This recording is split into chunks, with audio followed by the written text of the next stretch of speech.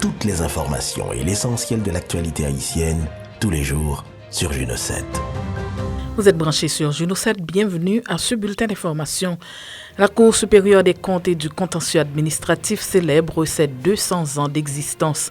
La Cour supérieure des comptes et du contentieux administratif a organisé le mardi 27 juin une cérémonie marquant son 200e anniversaire. Aux côtés des conseillers de la Cour des comptes se sont réunis le Premier ministre et des membres de son gouvernement, la présidente du HCT, le président de la Cour de cassation et des représentants de pays amis d'Haïti, entre autres. La présidente de la Cour, Marie-Nelta Fétière, a retracé dans son discours un bref historique de l'institution. Elle a précisé que la Cour supérieure des comptes doit demeurer le symbole de la rigueur dans le contrôle de l'administration publique nationale, notamment dans celui des finances publiques. Cette institution, selon elle, doit continuer à porter l'étendard de garante de la conduite des actions publiques, réaliser ou contribuer à matérialiser les sanctions contre tout gestionnaire manquant à son devoir de respecter les biens et deniers publics, ce qui les amènerait à les gérer en citoyens responsables et honnêtes. Pour sa part, le Premier ministre Ariel Henry a fait savoir qu'Haïti a besoin d'une révolution intellectuelle et morale qui oblige à la transparence et à la sincérité des comptes. Cette révolution, c'est celle de l'évolution qui oblige chacun à se soucier des conséquences de ce qu'il décide en termes d'utilisation des fonds publics et des résultats de ce qu'il entreprend, celle de la responsabilisation personnelle pour ceux qui commettent des fautes. C'est la fin du sentiment d'impunité. Dossier d'armes à l'entrepôt de Drouillard, une autre arme saisie par la PNH dans le cadre de la poursuite des investigations sur la découverte d'un fusil d'assaut et de munitions à l'entrepôt de la douane de Drouillard. La PNH informe avoir procédé à la saisie d'un pistolet chez l'une des personnes interpellées. Selon une note de la PNH, une perquisition a été effectuée par la DCPJ au domicile du nommé Audouane Guérisma, arrêté la semaine dernière à Fort-Jacques 22. Sanctionné, Andrea Ped rejette catégoriquement toute accusation ou suspicion de contribution au climat d'insécurité. L'homme d'affaires Andrea Ped, réagissant aux sanctions imposées par le Canada, annoncées par la ministre des Affaires étrangères du Canada, Mélanie Joly, l'ayant placé dans une liste de personnes accusées de violations de droits humains, incluant la violence sexuelle, a qualifié cette décision d'incompréhensible qui va nuire à ses activités. Dans cette note publiée environ une semaine après l'annonce des sanctions, il n'a manifesté aucune intention d'intenter un procès pour se blanchir. À Madame Joly, ministre d'un pays d'état de droit, je souhaite qu'elle vérifie ses sources et les faits. Je rejette catégoriquement toute accusation ou suspicion de contribution au climat d'insécurité ou de corruption, d'ailleurs incompatible avec le type d'emploi que nous offrons à nos compatriotes depuis des décennies en partenariat avec des entreprises canadiennes et américaines sérieuses, a-t-il indiqué.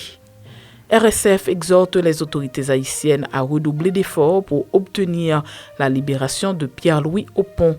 L'organisation non gouvernementale Reporters sans frontières, à travers un communiqué publié le mardi 27 juin 2023, somme les autorités haïtiennes de tout mettre en œuvre pour retrouver le propriétaire de la chaîne Télé Pluriel, Pierre-Louis Aupon.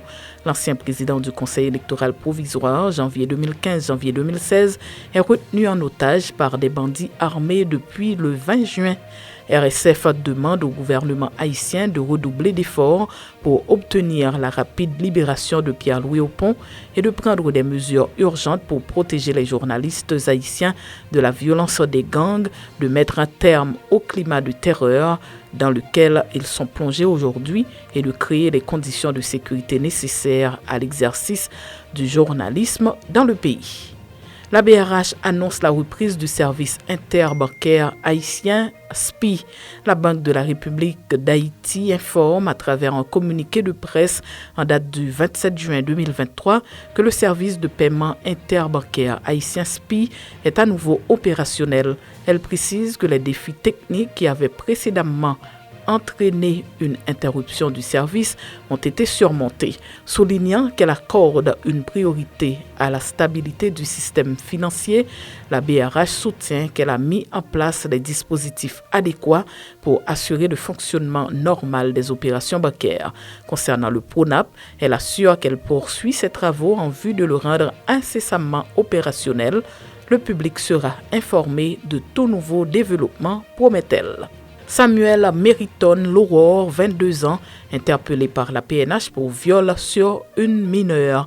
La police nationale d'Haïti informe que la brigade de protection des mineurs, soutenue par la BRI et la BLVV, a procédé à l'interpellation de Samuel Meriton Laurore.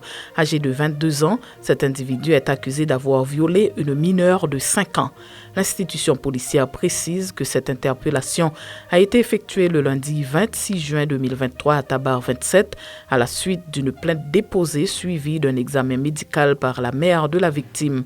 Le présumé criminel, selon la PNH, a avoué les faits qui lui sont reprochés lors de sa première audition. Il est depuis placé en garde à vue en attendant les suites judiciaires nécessaires. La faculté de médecine de l'Université Lumière lance la 7e édition des journées scientifiques en collaboration avec tous les niveaux du milieu universitaire. La 5e année de la faculté de médecine et des sciences de la santé de l'Université Lumière a lancé la 7e édition des journées scientifiques qui aura lieu les 3 et 4 juillet prochains autour du thème « L'accès aux soins et aux services de santé en Haïti, état des lieux et perspectives ». Cette activité qui se déroule depuis 2016 rassemblera autour d'un thème tous les étudiants de la faculté de médecine, ceux des sciences infirmières, des différentes autres facultés de l'Université Lumière et d'autres universités de la capitale selon un communiqué de presse acheminé à la rédaction de Juno 7. C'est la fin de ce bulletin d'information. Merci de votre fidélité à Juno 7.